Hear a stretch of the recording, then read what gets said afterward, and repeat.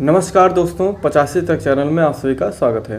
दोस्तों, आज मैं आप लोगों के बीच में दुनिया का सबसे रोचक और रुचिकर विषय लेकर आया हूं। बात यह है कि दुनिया के हर एक कोने में लोग गॉड को मानते हैं, या यह कहा जाए कि दुनिया के हर एक कोने में लोग गॉड जैसे शब्द को जानते हैं।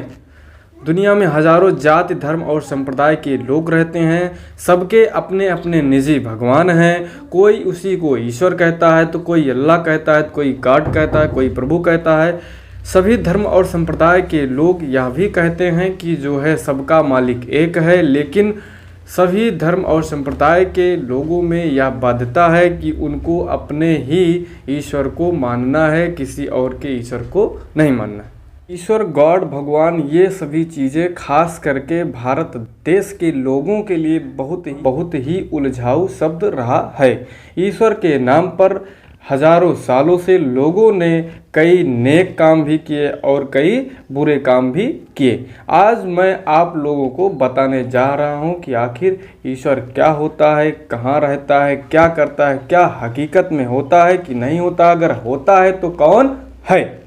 आज मैं आप लोगों को 100% सेटिस्फाइड करूंगा कि गॉड कौन है, क्या करता है, कहाँ रहता है, गॉड होता है या नहीं होता है। इसकी 100% गारंटी है कि आपको बिल्कुल मैं सेटिस्फाइड करूंगा, वो चाहे जिस जात, धर्म या संप्रदाय के लोग हों। दोस्तों, गॉड जैसे शब्द को लोग अपनी अपनी भाषाओं में अलग अलग जगह, अलग अलग भाषाओं में बुलाते हैं।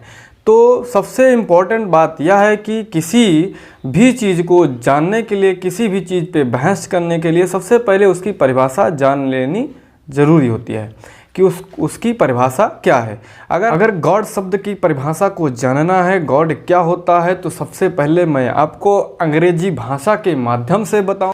लेकिन क्यों मैं अंग्रेजी भाषा के माध्यम से ही बताऊंगा? क्योंकि अंग्रेजी भाषा एक अंतर्राष्ट्रीय भाषा है और इसी भाषा के सहारे हम आसानी से गॉड को समझ सकते हैं। अगर गॉड की परिभाषा को आसानी से समझना है तो मैं आपको बोर्ड पे ले चलता हूँ, बोर्ड पे आसानी से बता सकता हूँ। तो चलते हैं सीधा हम बोर्ड पे। दोस्तों, जैसा कि आप लोगों को पता है कि गॉड 3 लेटर से मिलके बना है, GOD, गॉड। अगर किसी चीज़ को समझना है तो उसको अलग अलग कर दीजिए, अपने आप समझ में आ जाता है। तो इसीलिए मैंने गॉड वर्ड को लेटर अलग अलग करके लेटर में किया है ताकि आसानी से समझा जा सके। तो चलिए हम चार्ट पे देखते हैं कि मैंने क्या लिखा है। मैंने क्या किया है, GOD अलग अलग कर दिया गया है। तो G से क्या होता है, जनरेटर। O से क्या होता है, ऑपरेटर। D से क्या होता है, डिस्ट्रॉयर। जनरेटर मीन्स होता है जनरेट करने वाला, नहीं उत्पन्न करने वाला। ऑपरेटर, ऑपरेट मीन्स चलाने वाला। डी से होता है डिस्ट्रॉयर, माने डिस्ट्रॉय करने वाला, नहीं नष्ट करने वाला। तो जनरेटर कौन होगा, पेरेंट्स होंगे, उत्पन्न करने वाला। ऑपरेटर, ऑपरेट करना। जैसा कि एक देश में करोड़ों लोग रहते हैं तो उन करोड़ों लोगों को चलाने के लिए एक सबका, सभी देश का अपना एक कॉन्स्टिट्यूशन होता है जिससे सभी लोगों को आसानी से एक समान तरीके से चलाया जा सकता है। तो हो गया कॉन्स्टिट्यूशन। उसके बाद आता है डिस्ट्रॉयर। डिस्ट्रॉयर मीन्स होता है नष्ट करने वाला, और हमको नष्ट कौन करता है, हमारा नेचर नष्ट करता है। कुल क्लियर हो गया। 3 ही लेटर में गॉड को मैंने क्लियर कर दिया कि G से हो गया जनरेटर। तो जनरेटर कौन होता है, हमारा पेरेंट्स। ऑपरेटर कौन होता है, हमारा कॉन्स्टिट्यूशन। और डिस्ट्रॉयर कौन होता है, हमारा नेचर।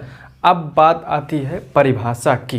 जैसा कि हर एक शब्द की विज्ञान में परिभाषा होती है, उसी तरीके से अगर हमको गॉड की परिभाषा पता चल जाए तो गॉड सबके एक हो जाएंगे, और सभी धर्मगुरुओं की कहावत भी सही हो जाएगी कि सबका मालिक एक होता है।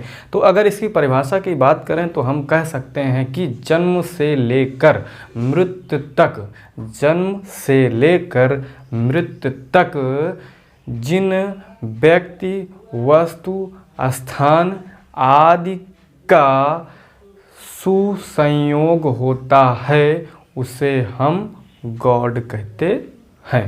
तो गॉड के ऊपर वीडियो बनाना इसलिए इम्पोर्टेंट था क्योंकि इस गॉड के विषय में सबका अलग अलग मत होता है और सभी लोग भ्रमित हो जाते हैं। तो मैंने सोचा कि गॉड की एक परिभाषा बनाई जाए ताकि सभी का कहना सत्य हो कि गॉड सबका मालिक एक होता है।